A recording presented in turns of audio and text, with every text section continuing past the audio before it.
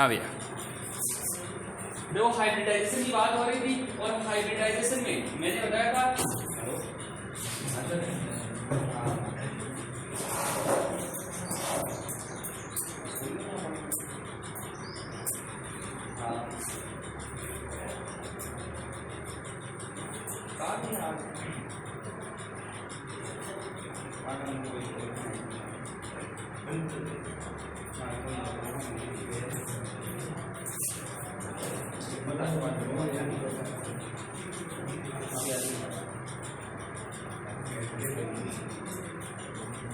हाँ भैया, देखो मैं बोल रहा हूँ जब भी परमाणु और परमाणु आपस में मिक्सिंग होते हैं, ठीक है, तो किसका निर्माण होता है? एक अणु का निर्माण होता है, ठीक है। तो हमने हाइब्रिडाइजेशन की बात कर रहा हूँ, ये रहा क्लोरीन अणु और ये रहा क्लोरीन परमाणु, दोनों परमाणु है, ठीक है। अगर मैं क्लोरीन की इलेक्ट्रॉनिक कॉन्फ़िगरेशन की बात करता हूँ तो क्या होता है भैया? 1s2 2s2 2p5। Atomic number कितना होता है? 9। जितना परमाणु क्रमांक होता है उसमें उतने ही तो इलेक्ट्रॉन होते हैं और उतने ही क्या होते हैं? प्रोटॉन होते हैं। न्यूट्रॉनों की संख्या ऊपर नीचे हो सकती है, लेकिन भैया इलेक्ट्रॉन और प्रोटॉनों की संख्या क्या रहती है? निश्चित रहती है। मैं इस क्लोरीन की बात करता हूं तो इसमें भी इलेक्ट्रॉनों की संख्या कितनी रहेगी? उतनी रहेगी, सही है। अब भैया मैं बात करता हूं पी ऑर्बिटल और इसके पी ऑर्बिटल की, ध्यान से समझना भैया। तो ये रहा इसका पी ऑर्बिटल। पी ऑर्बिटल 3 प्रकार के होते हैं, पी एक्स, पी वाई और पी जेड, ठीक है। और पी ऑर्बिटल में कितने इलेक्ट्रॉन है? 5 बने हुए हैं। तो देखो भैया 1 2 3, ये रहा 4 और 5। पी जेड में देखो भैया एक ही इलेक्ट्रॉन है, इसका मतलब ये एक इलेक्ट्रॉन को और ग्रहण कर सकता है। इसी प्रकार से इसके पी ऑर्बिटल की बात करता हूं तो इसमें भी भैया कोई 3 ऑर्बिटल रहेंगे, पी एक्स, पी वाई और पी जेड। 5 इलेक्ट्रॉन है, 1 2 3 4 और 5। अब होगा क्या? इसका पीजेड और इसका पीजेड कक्षक आपस में क्या करेंगे? ओवरलैपिंग करेंगे। देखो भैया ओवरलैपिंग, मैं पीजेड की बात करता हूं तो ये रहा पी ऑर्बिटल धमलाकार, सही है। और इस पी ऑर्बिटल की ये अक्ष मैंने मान ली जेड अक्ष है और इसका ये रहा धमलाकार ऑर्बिटल और इसकी अक्ष भी मैंने मान ली जेड अक्ष,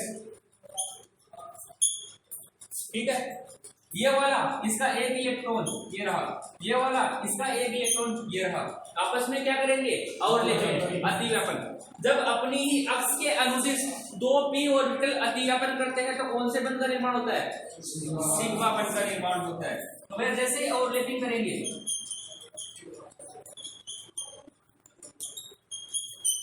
तो देखो भैया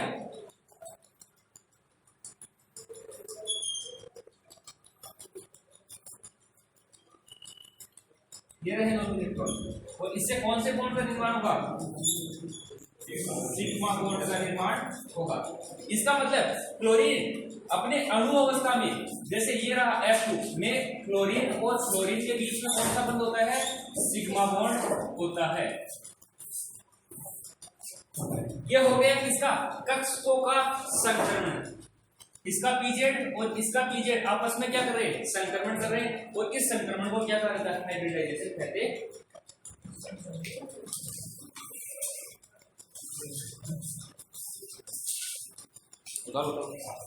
सॉरी कौन है इसकी?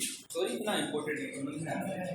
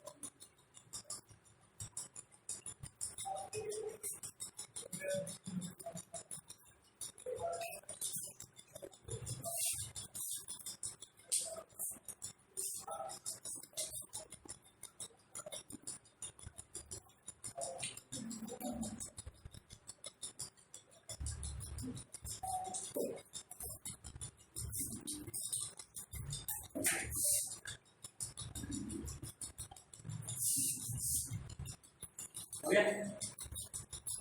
देखो भैया देखो,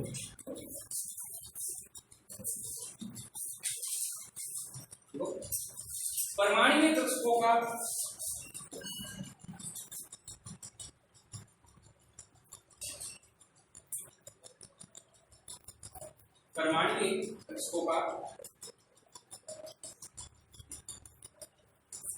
समान ऊर्जा, परमाणु कक्षकों का समान ऊर्जा, परमाणु कक्षकों का अंतः संक्रमण,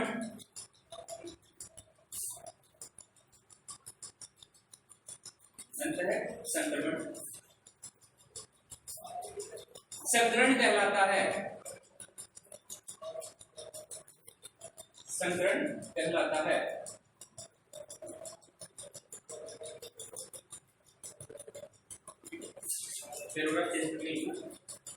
इन कक्षकों की ऊर्जा समान,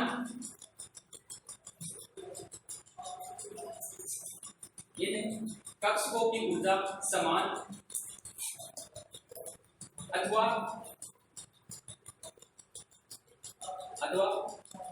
आंशिक रूप से डिफरेंट या भिन्न हो सकती है, समान अथवा आंशिक रूप से भिन्न हो सकती है।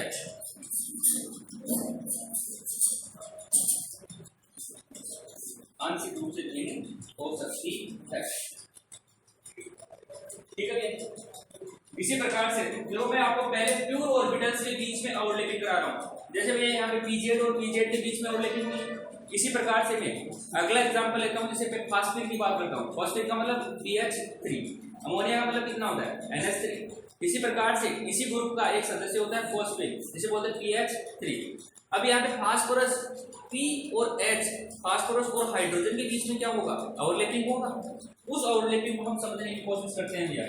तो सबसे पहले मैं फास्फेट का आपको एग्जांपल बताता हूँ, उसमें प्योर कक्षकों की ओवरलैपिंग होती है और वहां पे जो हाइब्रिडाइजेशन प्राप्त होता है वो कैसा प्राप्त होता है, जो है पढ़ने में तो पढ़ लो आप, मैं पढ़ा दूंगा ओवरलैपिंग बहुत अच्छे से, लेकिन लास्ट में काम करेगा अपना ट्रिक। एक ट्रिक बताऊंगा, उसमें जितने भी मॉलिक्यूल्स होंगे उसके सभी के हाइब्रिडाइजेशन निकालेंगे, एक सिंगल ट्रिक पे काम चलेगा। लेकिन एक बार पूरा कंप्लीट कर लोगे। मैं बात कर रहा हूँ PH3 फॉस्फेट की बात कर रहा हूँ,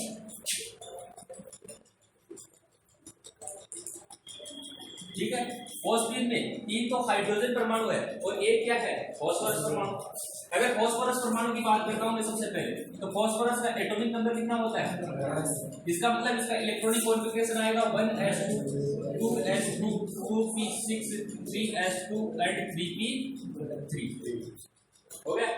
अगर आउटर सेल की बात करता हूं तो बाह्यतम कोश में कितने इलेक्ट्रॉन है, 5 इलेक्ट्रॉन है, सही है। ये रहे सर s ऑर्बिटल की बात करता हूं तो s तो एक ही कक्षक होता है और इसमें 2 इलेक्ट्रॉन। ये रहा p की बात करता हूं तो p कितने होते हैं, 3 होते हैं, px होता है, py होता है और pz होता है। तीनों में कितने कितने इलेक्ट्रॉन है, एक इलेक्ट्रॉन है, सही है। अब मैं बात करता हूं भैया किसकी, हाइड्रोजन की बात करता हूं, तो हाइड्रोजन का परमाणु क्रमांक कितना होता है, इसका मतलब इसमें इलेक्ट्रॉनों की संख्या भी कितनी होती है। अब s ऑर्बिटल है, इसका मतलब एक ही कक्षक होगा, ये रहा 1s1, सही।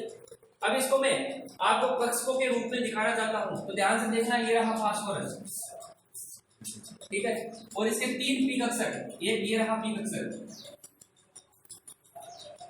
ठीक है, दूसरा ये रहा p कक्षक और तीसरा ये रहा p कक्षक, सही है। और इसका एक क्या है 1s2 3s2 है, मतलब 2 इलेक्ट्रॉन साथ में, जिसको मैंने क्या बोला था लोन पेयर, ये रहे 2 इलेक्ट्रॉन साथ वाले s ऑर्बिटल की, सही है। अब ये रहा कौन सा, s ऑर्बिटल है, और s ऑर्बिटल कैसा होता है, स्फेरिकल या फिर गोलाकार।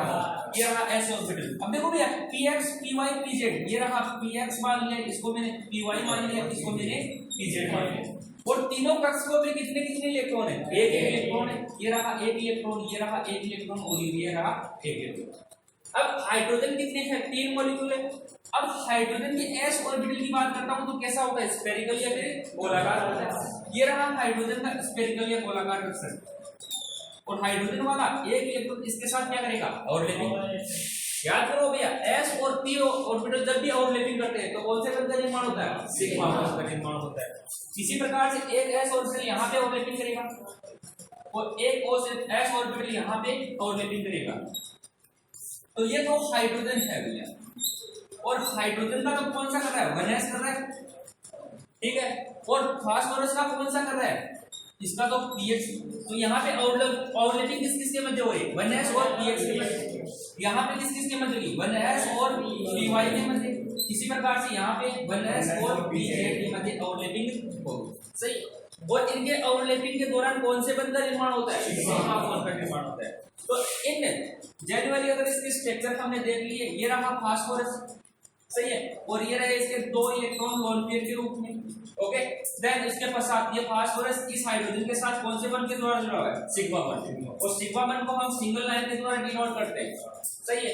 एक हाइड्रोजन, ये रहा दूसरा हाइड्रोजन, और ये रहा तीसरा हाइड्रोजन।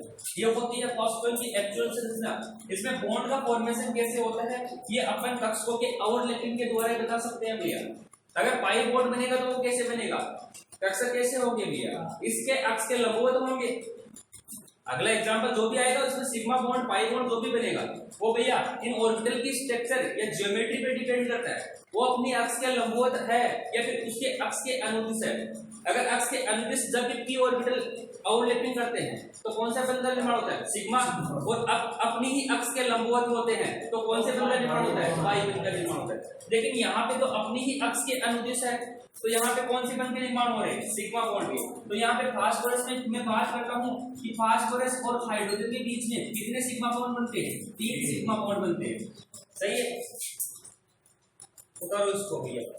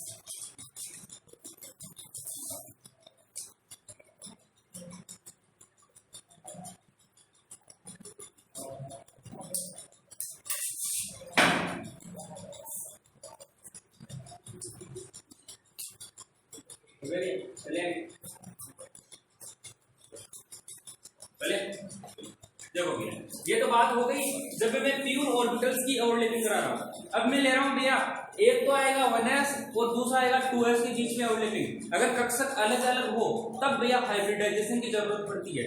तो यहाँ पे तो ऑर्बिटल फिक्स है, हमको पता चल रहा है कि किसके मध्य कौन सा बंध बन रहा है। अब मैं बात करता हूँ अपना एग्जाम्पल मेथेन CH4, सुना है भैया 10th क्लास में?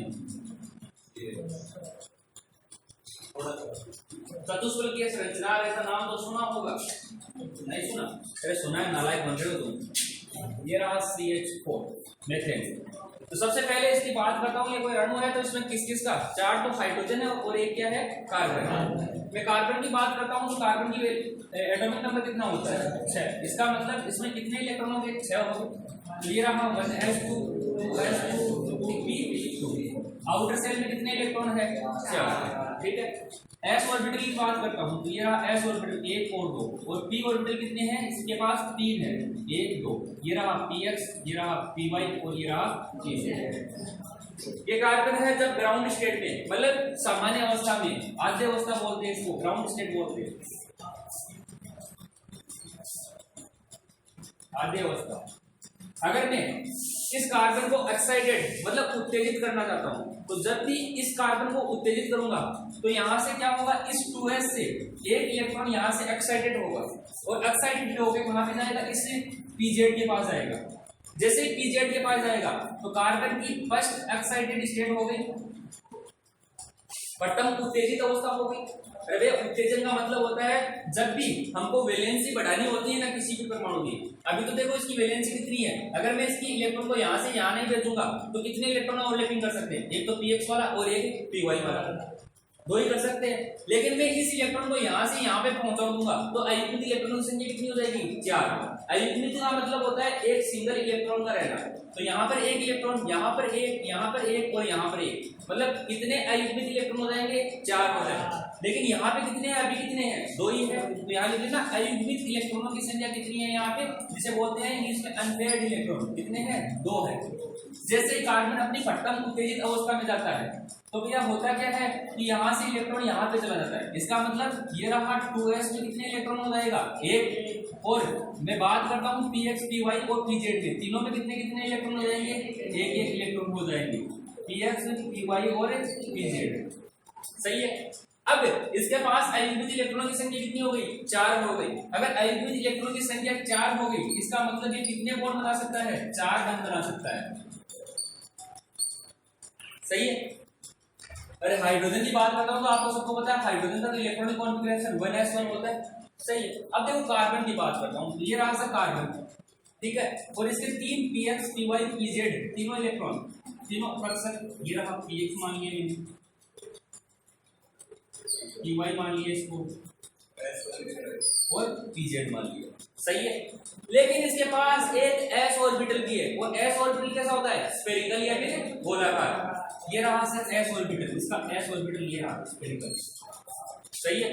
इसका एक इलेक्ट्रॉन एक इलेक्ट्रॉन और ये रहा एक इलेक्ट्रॉन। लेकिन अब देखो हाइड्रोजन कितने हैं 4 हाइड्रोजन है, ठीक है, और हाइड्रोजन की s ऑर्बिटल में एक ही इलेक्ट्रॉन है और s ऑर्बिटल का मैं स्ट्रक्चर की बात करता हूँ, संरचना की बात करता हूँ तो कैसी होती है स्फेरिकल या फिर गोलाकार। तो ये रहा हाइड्रोजन का पहला इलेक्ट्रॉन, ये रहा हाइड्रोजन और ये इसके साथ बॉन्ड का फॉर्मेशन बनेगा।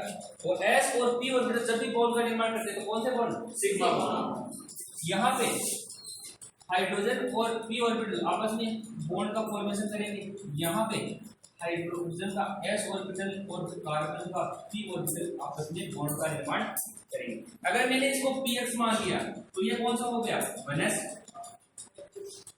ठीक है। इसको अगर मैंने py मान लिया तो ये कौन सा हो गया 1s, और इसको अगर मैंने z मान लिया तो ये कौन सा हो गया 1s। लेकिन 4 हाइड्रोजन है और इसके पास एक अयुग्मित इलेक्ट्रॉन और है, और s ऑर्बिटल जब भी ओवरलैपिंग करते हैं तो कौन से बॉन्ड का निर्माण होता है सिग्मा बॉन्ड का। तो ये रहा भैया ये हाइड्रोजन का s ऑर्बिटल, तो इसके साथ जब भी ओवरलैपिंग करेगा तो भैया ये भी कौन से बॉन्ड का निर्माण करेगा सिग्मा बॉन्ड का। तो ये इसका तो कौन सा हो गया 1s हाइड्रोजन का, और इस p का कौन सा हो गया 2s। तो 1s और 2s के बीच में सिग्मा बॉन्ड का फॉर्मेशन होता है, सही है।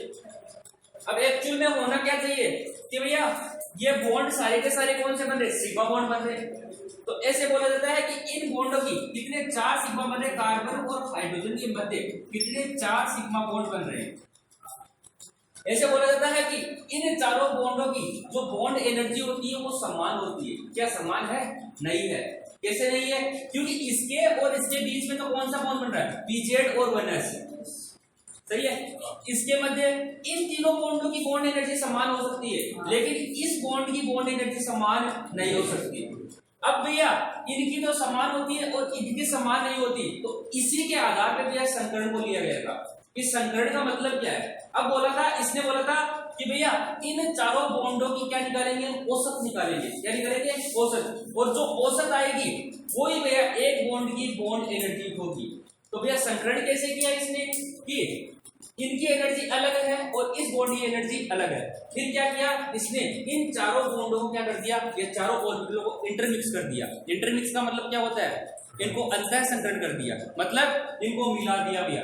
मैं मानता हूं कि भैया इनकी एनर्जी अलग अलग है, लेकिन जब भी संकरण की बात आएगी तो इन कक्षकों को क्या कर देगा भैया? वो इंटरमिक्सिंग कर देगा, मतलब इनको सभी को एनर्जी के रूप में क्या कर देगा? सम्मान कर देगा। अगर इनको सम्मान कर देगा तो इन सभी के बॉन्डों की जो एनर्जी हो जाएगी वो क्या हो जाएगी? सम्मान हो जाएगी। और उसी को क्या बोलते हैं? हम संकरण बोलते हैं। इसको करो, फिर इसी को कंटिन्यू करते हैं आगे की तरफ।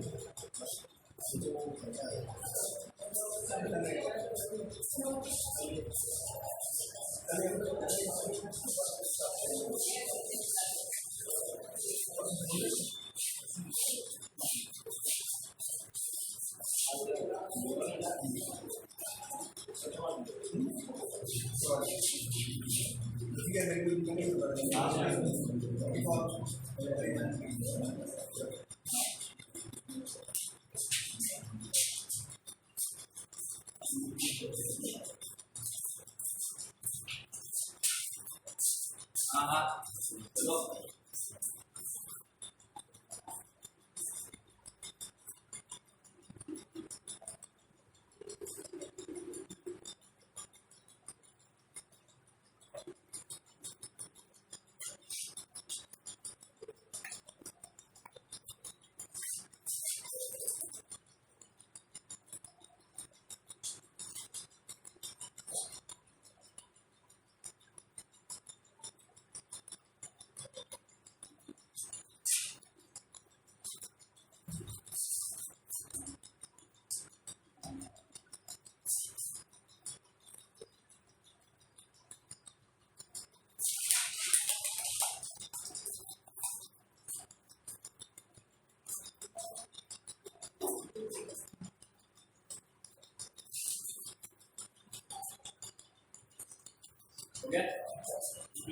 अब देखो इसको मैं आपको बताऊं क्या कर लिया ना सबने।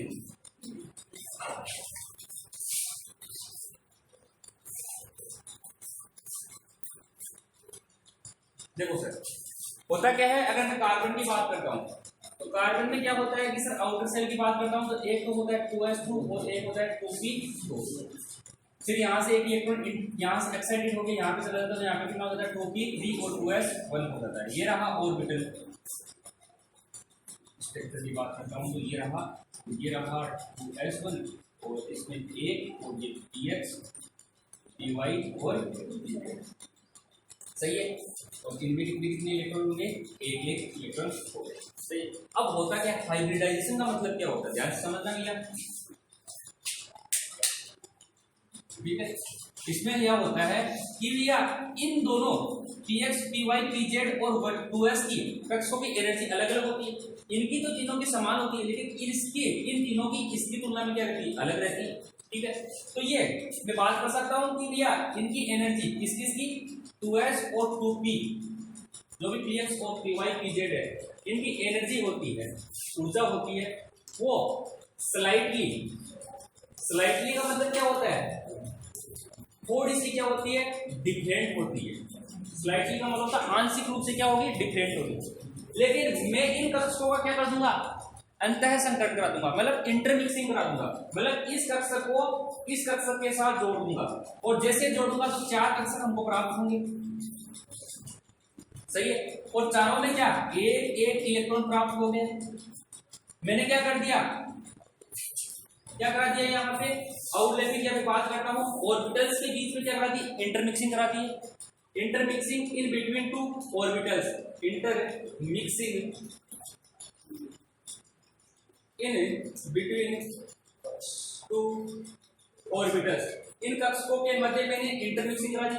और इंटरमिक्सिंग कराने के पश्चात जो कक्षक हमको प्राप्त होते हैं, इंटरमिक्सिंग कराने के पश्चात जो ऑर्बिटल्स हमको प्राप्त होते हैं, ये जो ऑर्बिटल्स हमको प्राप्त हुए हैं, इन ऑर्बिटल्स को हम क्या कह सकते हैं, संकरण ऑर्बिटल कह सकते हैं, या संकरण कह सकते हैं।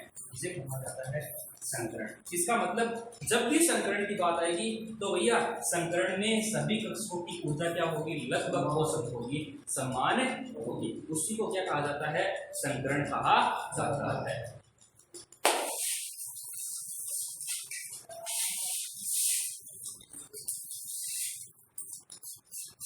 लिख देना, इन चारों की क्या रहेगी, इक्वल एनर्जी।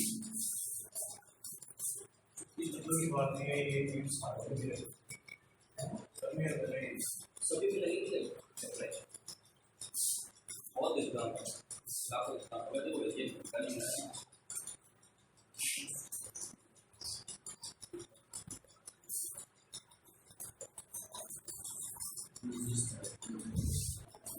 और आज के लिए